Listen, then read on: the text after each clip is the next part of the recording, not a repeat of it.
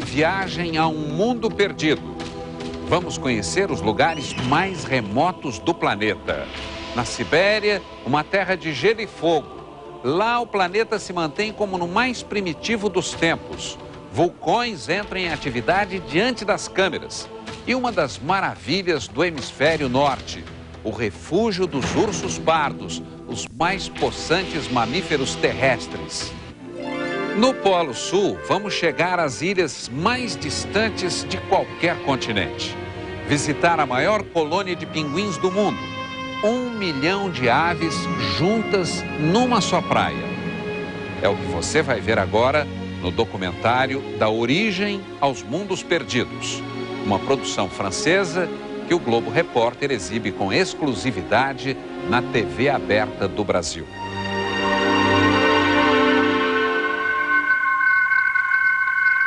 Há 15 bilhões de anos, numa fração de segundo, o Bang original.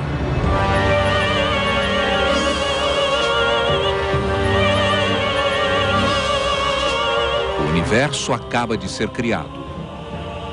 10 bilhões de anos depois, num canto dessa gigantesca massa de poeira cósmica, o Sol se ilumina e arrasta em seu curso 9 planetas. O terceiro gira a uma distância ideal de 150 milhões de quilômetros. A ele está reservado um destino excepcional: receber a molécula da vida.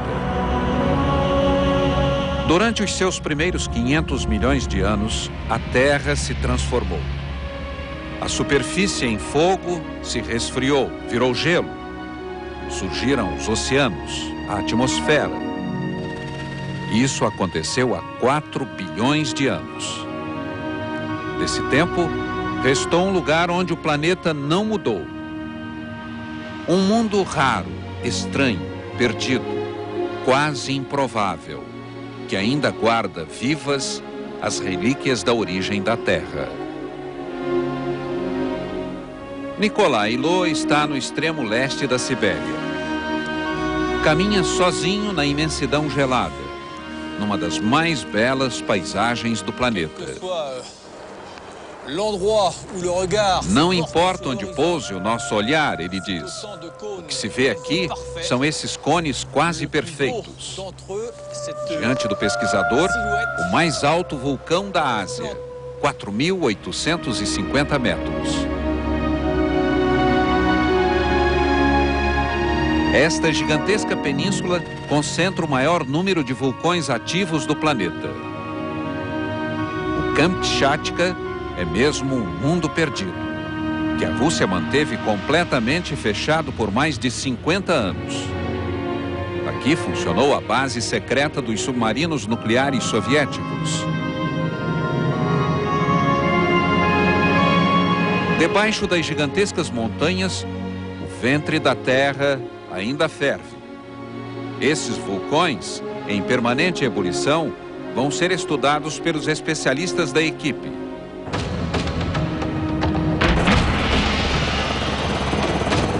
Nikolai pretende viajar pela Sibéria. Com ele vai Yves Pacalé, naturalista, filósofo, romancista e autor de uma enciclopédia sobre as origens da vida. Homem que já percorreu oceanos e continentes e tinha como sonho de infância conhecer o Kamchatka. Yves e Nikolai vão tentar agora desvendar os grandes enigmas da aparição e do desabrochar da vida sobre o nosso planeta. O helicóptero agora sobrevoa um imenso lago. Ao fundo, imponente, o vulcão Kronotsky ergue seu cone sobre a vegetação rala da mata siberiana. Nikolai e Yves estão chegando à única reserva selvagem do Kamchatka. 1 milhão de hectares em maravilhas consideradas patrimônio mundial pela Unesco. A expedição Ushuaia teve o privilégio de erguer seu acampamento ao pé do vulcão, ao lado de uma base científica quase abandonada pelos russos. Aqui, os 2 pesquisadores têm o primeiro encontro com o cientista Eugene Lobkov. Ele explica que o lago nasceu há 10 mil anos. Uma monstruosa corrente de lava cuspida pelo vulcão interrompeu o curso do rio. Milhares de salmões que subiam o rio para desovar se viram diante de uma armadilha. Estavam bloqueados por uma barragem de lava incandescente. Nesse momento, a evolução começou seu fantástico trabalho. Em alguns milhares de anos, os grandes salmões se tornam geneticamente programados para um tamanho menor, para que as reservas alimentares do lago, bem mais pobres que as do oceano, permitissem a sobrevivência da espécie.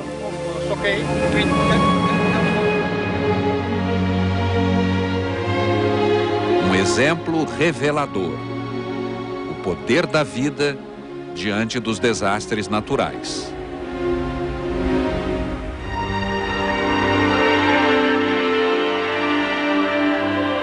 Amanhece na reserva. Nicolas vai para a floresta dos grandes ursos pardos. Mas antes acompanha, até o helicóptero, uma outra equipe da expedição Ushuaia. Grupo que vai ao encontro dos povos nômades da Sibéria. O aparelho levanta voo em direção ao norte. E os dois aventureiros enfrentam a primeira barreira. Para chegar aos gigantes da mata, eles precisam atravessar as águas agitadas do rio Kronotsky. Águas que guardam a despensa preferida dos ursos. Et qui est le garde-manger préféré des ours qu'on va peut-être, je l'espère, enfin rencontrer. Nicolas, experiente, vai primeiro.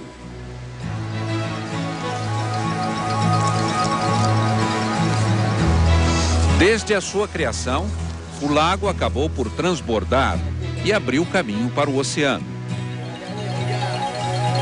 Este rio é seu único escoadouro. Os grandes salmões, que antes subiam o rio aos milhares, hoje mal ousam se aventurar em águas tão violentas. Seguindo em direção à embocadura, Nicolas e Yves se aproximam dos salmões e dos ursos. Yves, apreensivo, enfrenta as acrobacias impostas pela natureza selvagem.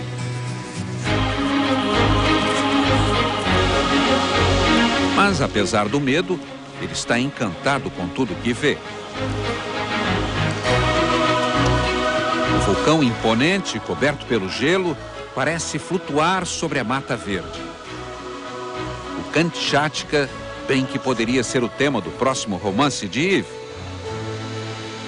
Os últimos metros são os mais difíceis.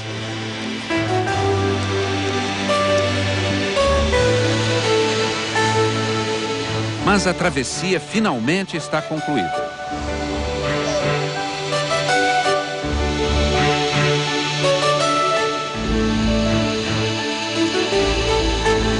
No caminho dos aventureiros, mais um encontro que não deixa dúvidas. A selva siberiana é mesmo cheia de surpresas.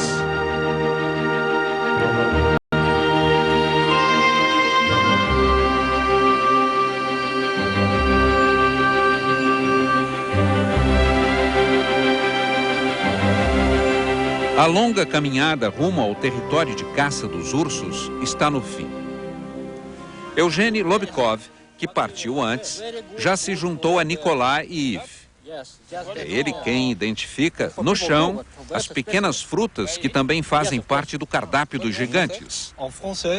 São as uvas dos ursos, explica Yves. Parecem pequenas amoras, 3 espécies diferentes. Elas completam as vitaminas encontradas na dieta dos salmões. Nicolas, ansioso, levanta mais uma vez o binóculo. O grande momento está para acontecer.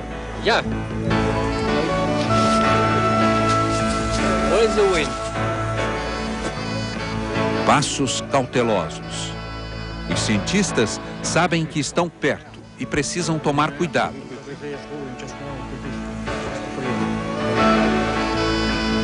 repente, a visão tão esperada. Mamãe urso e seus 2 filhotes. A expedição que atravessou montanhas e rios finalmente chega ao Reino Encantado.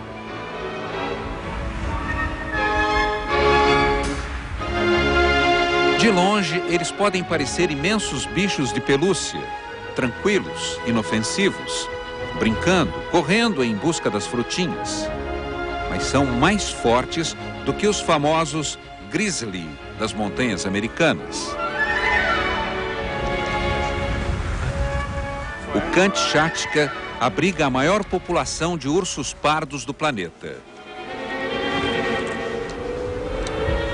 Aproximar-se do mais possante dos mamíferos da Terra não é tarefa fácil.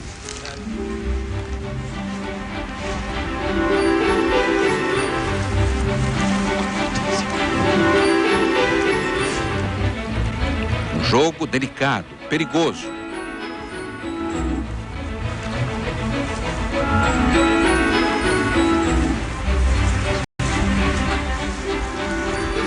Em alguns momentos, quase uma brincadeira de esconde-esconde.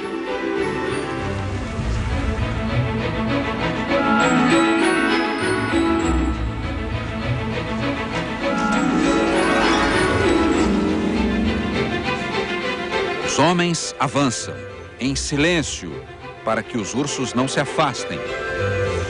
Magnifique. Acompanham um banquete em família.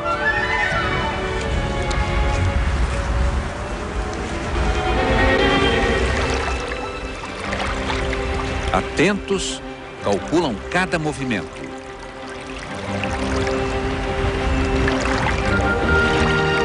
Em que outro lugar do mundo poderiam gravar cenas como estas?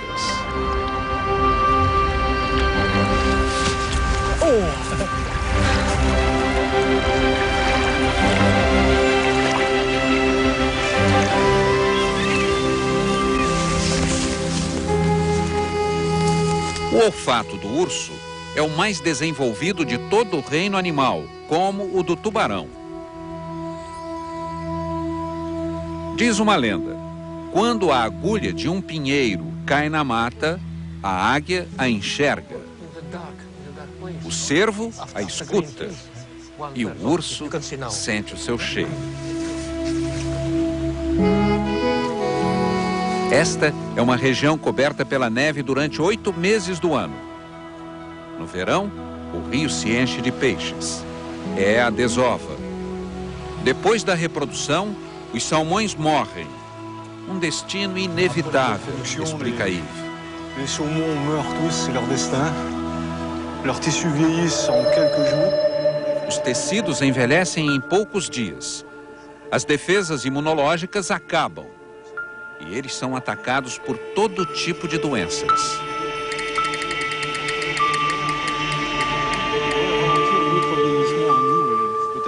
Essa morte rápida é um verdadeiro enigma para a ciência. Começa a ser estudada.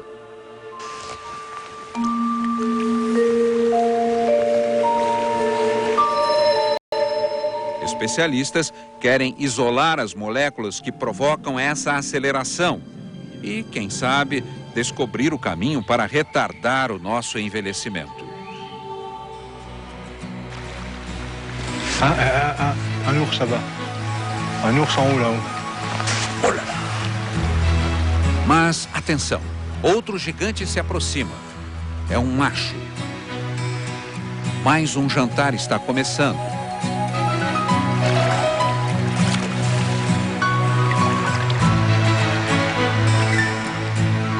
Da margem, mamãe urso observa, receosa, e decide se afastar. O encontro pode ser perigoso para os filhotes. Mas com tanta fartura, quem quer brigar?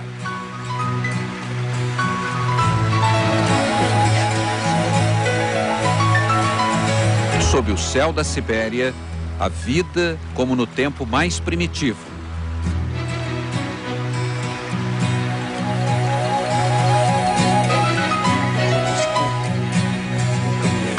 Kerguelen Emocionados, Nicolas, Yves e Eugênie acompanham o espetáculo, com uma certeza: são testemunhas dos últimos instantes de uma natureza completamente virgem.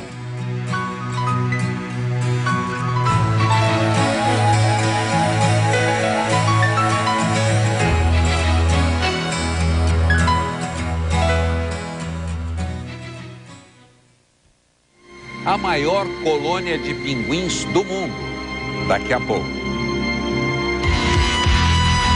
Os normais, hoje, depois do Globo Repórter.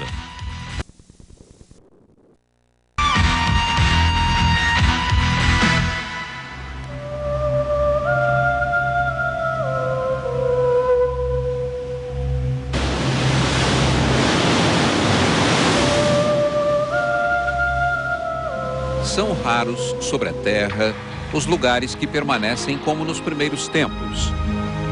Este navio que corta as águas geladas do polo vai chegar a pontos esquecidos do planeta. Ilhas do Oceano Índico que ficam a milhares de quilômetros de qualquer continente. O Marion de Fresnes abastece as terras antárticas francesas. Uma equipe da expedição Ushuaia participa dessa longa viagem ao fim do mundo. 60 especialistas, biólogos, oceanógrafos, arqueólogos e até um desenhista embarcaram para pesquisar esses rochedos distantes. A bordo, sofisticados equipamentos de captação de som. As misteriosas vozes do gelo estão sendo analisadas. O navio cerca a Ilha dos Porcos, bem que poderia se chamar a Ilha dos Pinguins. É a maior colônia de pinguins reais do mundo. 1 milhão de indivíduos.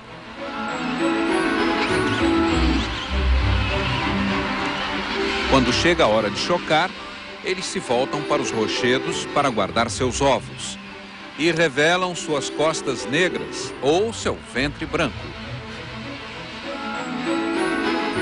Tantos pássaros se alimentando tiram do mar toneladas de peixe. Barco ancorado. Helicóptero pronto para levantar voo. É uma tradição. A primeira viagem é a do correio. Os moradores da ilha só têm 48 horas para responder às cartas que recebem. E quem mora neste rochedo que brota no meio do mar? 20 franceses, um grupo afinado. Além dos pesquisadores, profissionais para manter todas as atividades da missão científica. Gente que não pode deixar cair a peteca. Ou melhor, o pinguim. Alimento, combustível, mangalôs, tudo vem de longe.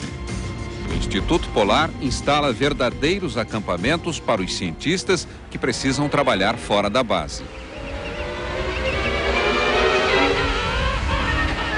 Difícil aqui é encontrar um lugar na praia.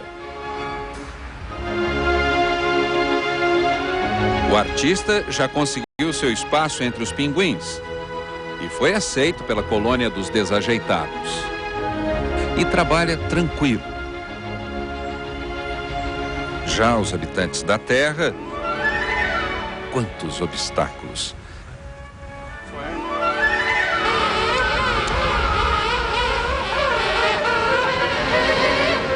O pinguim canta para encontrar uma companheira. Concorrentes que se cuidem. Não é nada fácil viver numa comunidade tão grande. Formado o par, onde encontrar um cantinho para celebrar o casamento. É preciso distribuir palmadas para abrir caminho.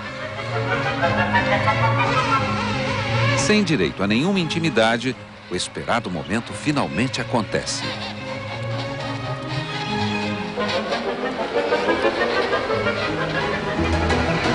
Quatro dias depois, a fêmea põe um único ovo. Garantir um lugar na praia fica ainda mais difícil. Macho e fêmea vão se revezar no trabalho de chocar o filhote. Os dois se reconhecem apenas pelo canto. E toda a empreitada para formar uma família pode acabar em segundos no ataque de um predador.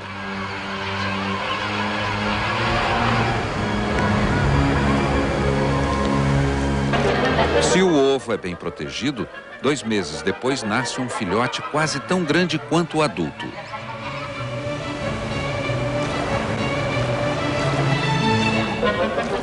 Começam as jornadas em busca de peixe para as crias.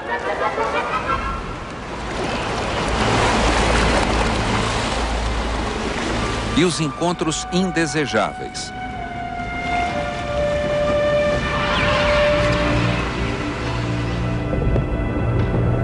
As orcas rondam a praia em busca de comida.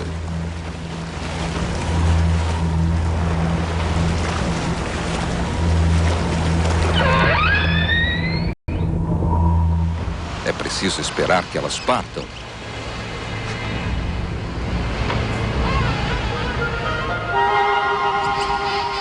Quando finalmente o pinguim volta do mar com o peixe, como encontrar a cria?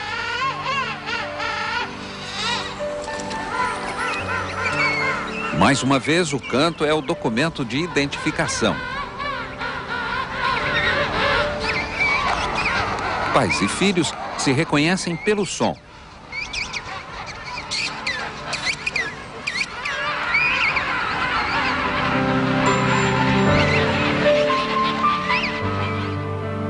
Para os cientistas, um enigma.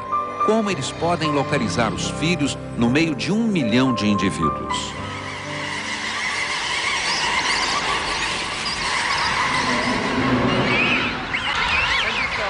Jacques Logat e Thierry Langagne vão registrar o canto dos pais.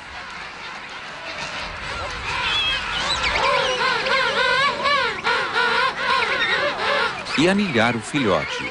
É dele que depende o resultado da experiência. No laboratório, o som é analisado. Conclusão: é mesmo um verdadeiro código de barras do pinguim. Assinatura, marca inconfundível. Na praia lotada, o mais difícil. Primeiro teste. Canto completo é reproduzido. O filhote anilhado aparece e procura o pai.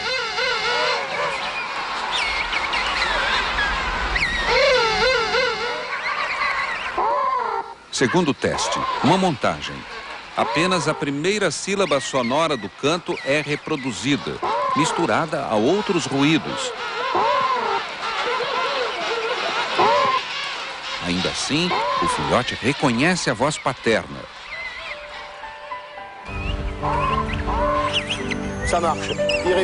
Deu certo. Os pesquisadores comemoram. Descobrimos seu segredinho, diz Thierry. A experiência, simples, revela que podemos recriar com sucesso as sílabas de uma língua animal. Seremos capazes de estabelecer uma forma de comunicação entre o homem e o animal? Até agora, os pinguins guardam a magia e a poesia do seu vocabulário.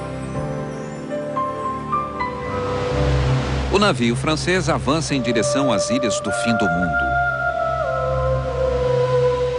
Viagem silenciosa. Rota de naufrágios que ficaram célebres. Nesta ponta de Rochedo, 44 homens agarrados à vida esperaram por socorro durante 11 meses. O desafio desta missão de arqueólogos é reconstituir a epopeia das terras austrais. Nos abrigos abandonados, eles vão recolhendo registros e documentos que relatam as aventuras dos grandes baleeiros do século passado. Mas o grande espetáculo está nas praias, na vida preguiçosa dos elefantes marinhos, nas brincadeiras dos filhotes que vivem na mais absoluta liberdade. Mais 4 dias no mar e o navio se aproxima da ilha de Amsterdã. Em todo o mundo, é o lugar mais distante de qualquer tipo de poluição, ponto de referência para a medição da qualidade do ar do planeta. O estudo desse ar, supostamente o mais puro, permite analisar a relação entre a atmosfera e os oceanos. Uma medida a nível planetário da ação do homem sobre o meio ambiente. As terras austrais são de uma riqueza incrível.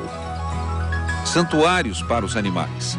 A natureza, perseguida e devastada pela ação dos baleeiros no século passado, hoje recuperou seus direitos. Entre os cientistas, os mais felizes são os ornitólogos. Aqui eles podem chegar bem perto dos pássaros selvagens.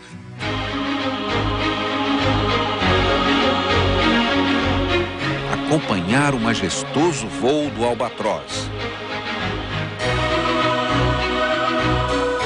Nas praias, guardadas pelos pinguins e elefantes marinhos, a vida também parece uma festa nesta época do ano.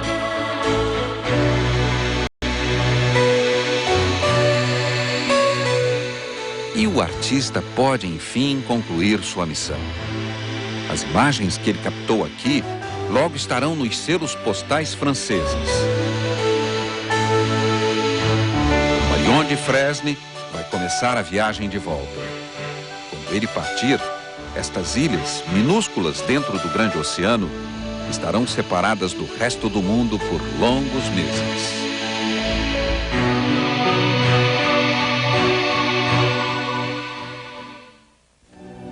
Um vulcão entra em atividade diante dos pesquisadores e o passeio de balão pelo vale onde a terra ferve. Veja a seguir. A Cor do Amor, a história de Jayce, amanhã em Super Cine.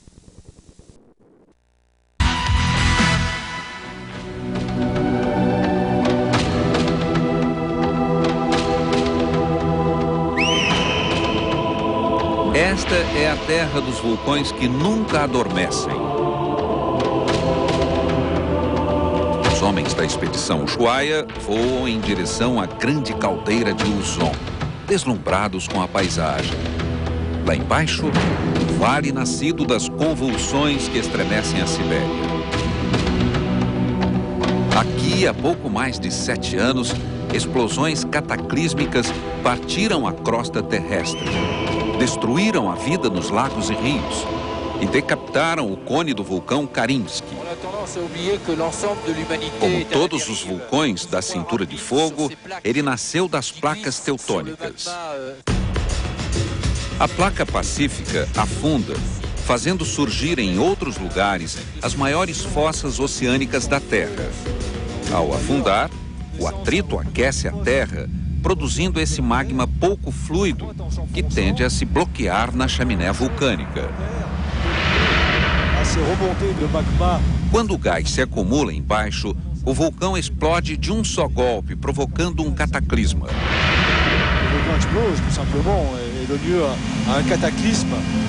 Há vulcões aqui que perderam numa única explosão mais de 250 metros de seus cones.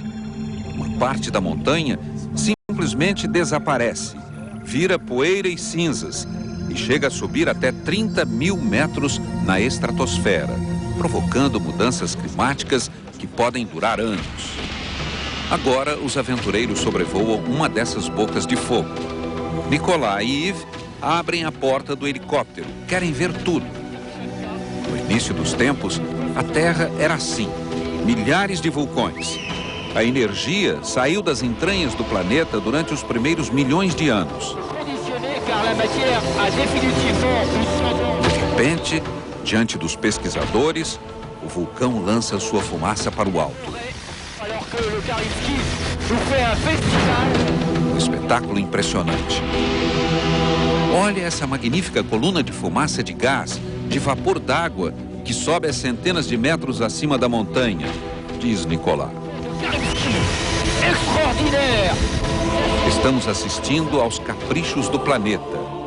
Se há uma região que comporta o título de fim do mundo, é esta, do Kamchatka.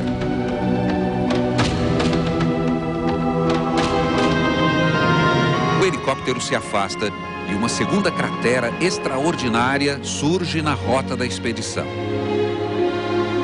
Há 4 bilhões de anos, os oceanos eram a imagem deste lago ácido, quase desprovido de oxigênio.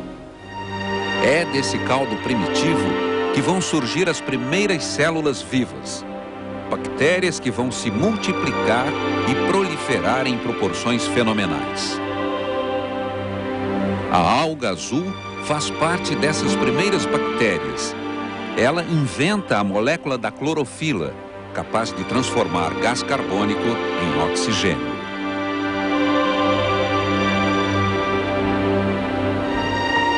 O helicóptero agora vai para Uzon, o lugar onde a atividade geotérmica não enfraquece jamais.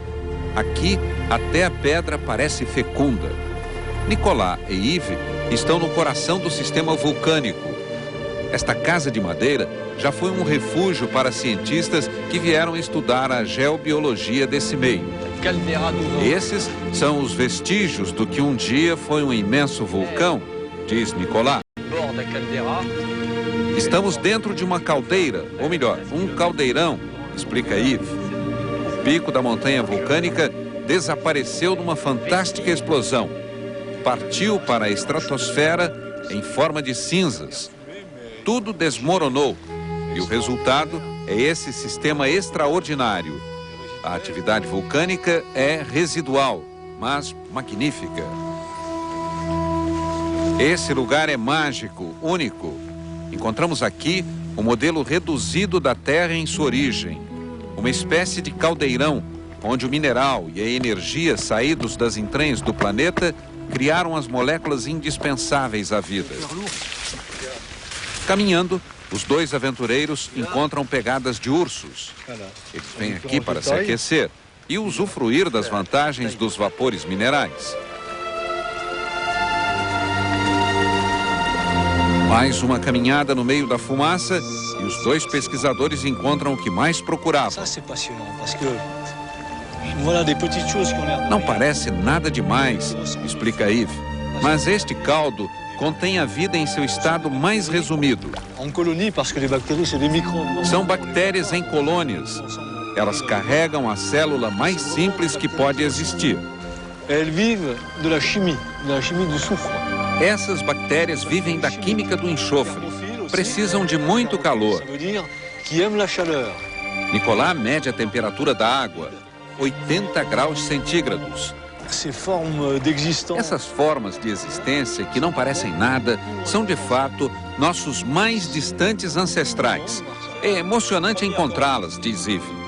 Assim nasceu a vida e toda a cadeia evolutiva que permitiu chegar aos homens e aos ursos, completa Nicolas. Foram necessários 4 bilhões de anos para ir da primeira bactéria ao homem. Ambos têm o mesmo código genético, mas o DNA, molécula que compõe todo ser vivo, permite a evolução. Portanto, cabe perguntar: como seremos amanhã?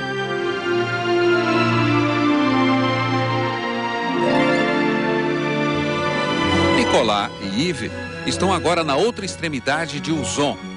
Começa o sobrevoo dessa caldeira da vida. Vamos contemplar do céu esse núcleo do coração da Terra. O que me comove, diz Nicolas, são essas fumacinhas, essas bocas que estão em contato direto com o centro da Terra. Sem dúvida, foi por aí que a vida passou antes dessa aventura prodigiosa que chamamos de evolução. O passeio é magnífico e o pesquisador, entusiasmado, deixa descer o balão até bem perto do solo. E, de repente...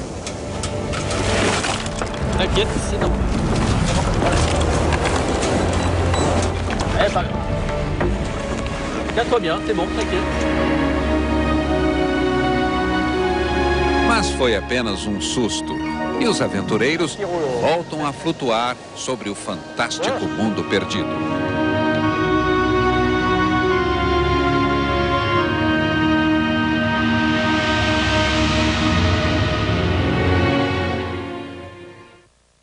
Encontro com as renas. Vamos conhecer a vida dos povos nômades da Sibéria. Veja a seguir. Internacional e Santos, amanhã, 4 da tarde.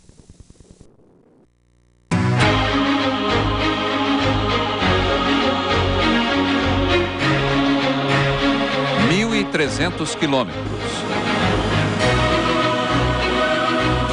A equipe Ushuaia, que vai em busca dos povos nômades, viaja mais de 10 horas sem jamais sobrevoar uma pequena aldeia.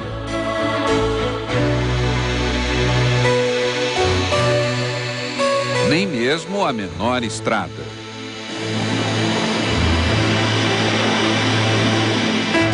Sob o helicóptero, a natureza selvagem se desenrola em múltiplas paisagens.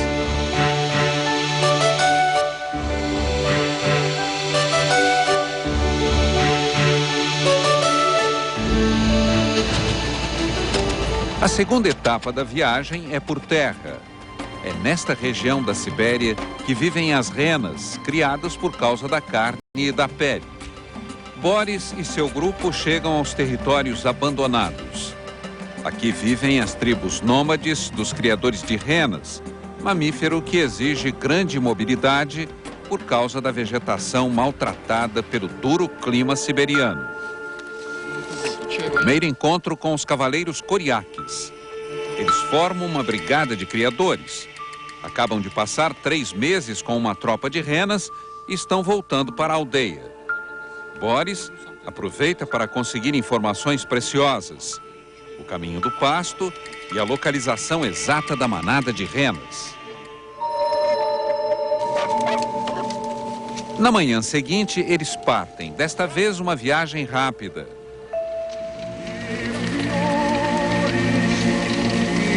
Os coriaques são mestres na arte do laço. Este é um momento forte na vida dos cavaleiros. A técnica ancestral é eficaz. Fazendo correr a manada, os cavaleiros indicam os animais a serem capturados. Geralmente os mais fracos. É uma espécie de seleção.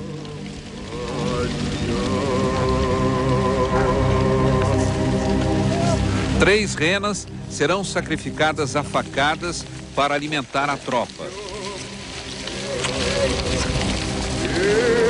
É a única forma de encontrar comida e peles para o inverno.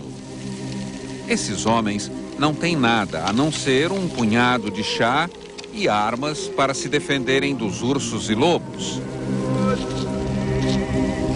A criação de renas no norte da Sibéria não é mais uma realidade econômica.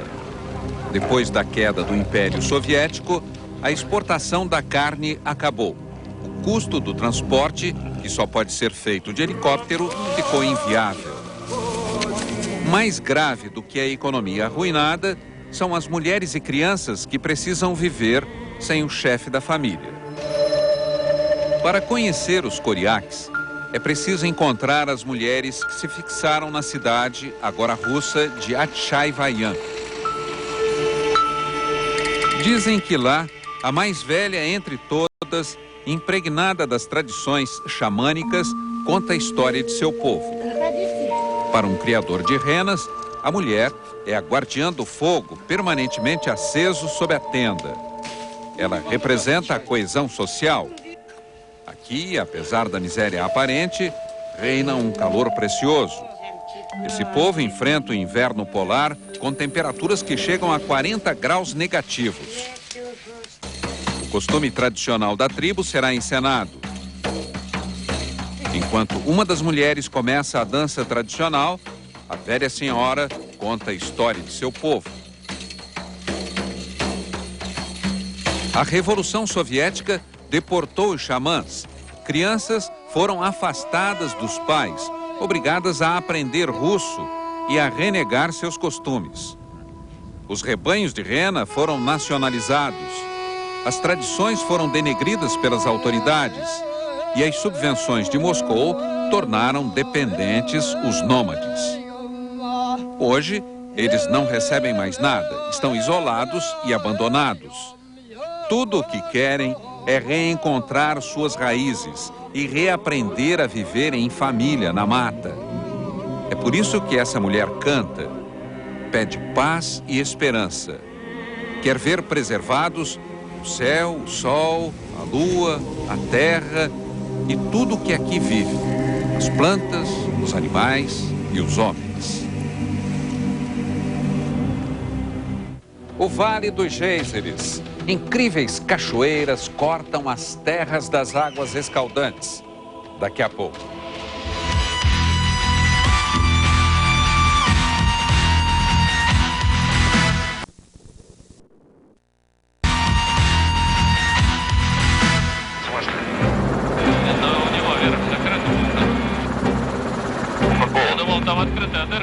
A viagem à Sibéria está próxima do fim. Nicolas, Yves e Eugênie seguem na rota do Vale dos Géiseres. Apreensivos. O tempo está péssimo. Tão ruim que obriga o piloto a se posicionar no coração do vulcão Semyatchik. Eugênie conhece bem o caminho que leva aos Géiseres. A viagem terá que ser feita a pé. A montanha está coberta pela neve. À medida que os aventureiros avançam, a bruma vai se tornando mais densa. Tenho a impressão de estar caminhando pela Terra no início da Era Primária, diz Yves. No tempo em que plantas e animais ainda não tinham conquistado os continentes. Aos poucos, a paisagem vai mudando e surgem os primeiros jatos de água e as cachoeiras. O vale ganha cores. É um caminho completamente insano, diz Nicolas. Um labirinto de vales e rios marcados por centenas de rolos de fumaça. Uma rota fantasmagórica que desemboca numa das joias do Kamchatka, o Vale dos Géiseres. Eugênie conta que este lugar foi descoberto há pouco mais de 60 anos. Nessa época, não se tinha qualquer informação sobre o rio Chunaya. Em 1941, uma mulher russa, Tatiana Ustinova, se lança numa aventura. Com cachorros de trenó, ela acabou saindo justamente aqui. Descobriu o primeiro geyser e deu a ele o nome de Pirviniets. Em russo significa primogênito. Os russos não imaginavam esse fenômeno em seu território. À medida que o grupo avança, os jatos ficam ainda mais bonitos.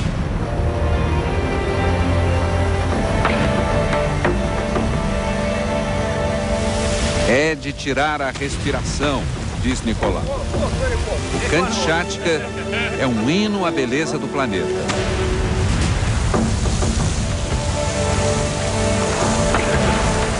Alguns jatos parecem nuvens que despencaram do céu.